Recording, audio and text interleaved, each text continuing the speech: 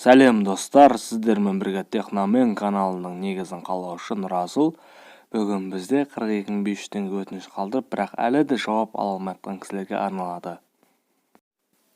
Ал енді видеомызды жалғастыратын боламыз. Ол үшін Google-ға кіреміз. 42.500.еңбек.kz сайтына кіреміз. Төменге түсеміз, проверить статус заявки кнопкасын басамыз.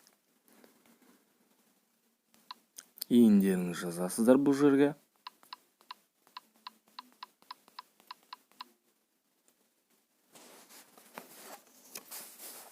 Жеке көліктің арт жағындағы нөмірін жазасыздар бұл жерге.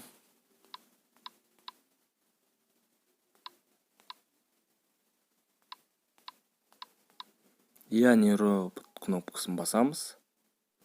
Міне бұл кісіде 42.500 теңге назначение болып тұр. Егер де бұл кісі IBAN кодын дұрыс терген болса, жақын арада ақшасы түседі. Ал егер де IBAN кодын дұрыс емес жазған жағдайда, ол кісіге міне осындай фото келетін болады.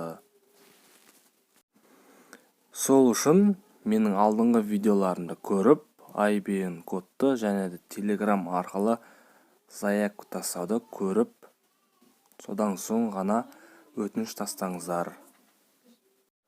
Ал сіздермен болған Нұрасыл, каналға тіркеліп және де лайк басып, сұрақтарыңыз болса комментарияға жазып кетіңіздер, жауап беремін.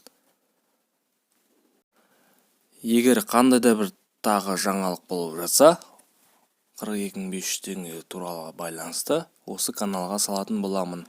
Сол үшін колокольчикті басып қойыңыздар.